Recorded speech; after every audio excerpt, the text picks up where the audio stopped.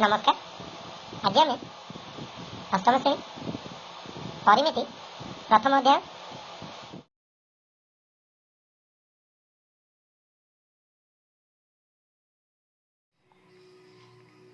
अच्छा पिला माने आमे तो 2 नंबर जाए करथिले एटा देखिबा 5 नंबर रो प्रश्न देछि जे जणे व्यक्ति ए स्थान रु बाहरी ए जगटा उठी देखिए ए स्थान रु बाहरी मो पाखे तो बही ना पिले निजे देखा ए स्थान रु बाहरी पूर्व दिग को आम मानचित्र जाने एपटे पूर्व ऊपर को पश्चिम एपटे उत्तर तल को दक्षिण तो पूर्व दिग को 50 मीटर गला सेठारू से उत्तर दिग को 120 मीटर गला बी नामक स्थान रे पहुँचला से बी नामक स्थान रु ए पर्यंत दूरता से केते बोली पचारुछि कथाटा बुझ ए ठारू 50 मीटर पूर्व को गला तामाने से कौन दे दी आम बी दे देछि बेस तो मैंने धारा करके लिखिबो मैं लिखिनी जे बेस आम दे देछि 50 मीटर एवं से देछि सेठु से उत्तर दिग को 120 मीटर गला तेणु पी आम केते दे देछि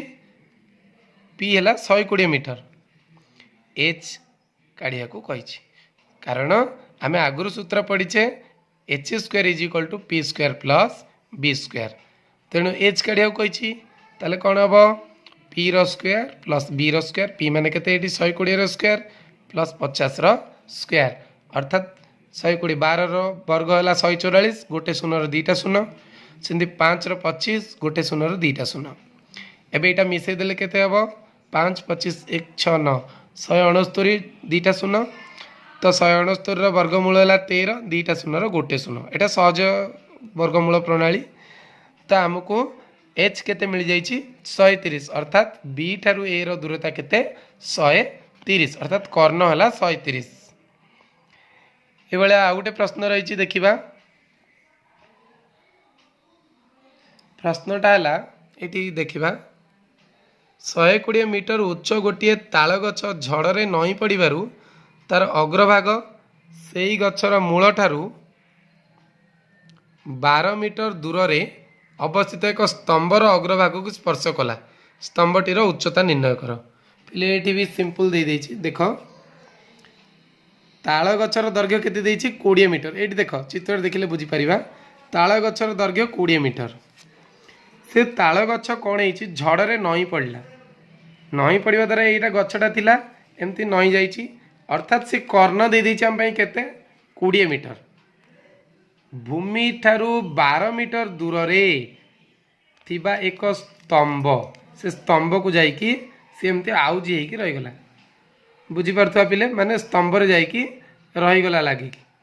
एटा जो स्तंभर उच्चता केते अर्थात आम से पचारची कौन एच दे देछि भूमिर दैर्घ्य 12 मीटर अर्थात एतिकी दूर रे पड़ला तामाने कौन से आम भूमि देछि भूमि 12 मीटर तेबे पी केते सूत्र आमे जानिचे कर्ण आम दे देछि 20 मीटर भूमि देछि 12 मीटर तेबे आमे कौन उच्चतार सूत्र जानिचे कौन देखिबा एठे P square is equal to H square minus B square तो P is equal to H square minus B square root over एडिके आस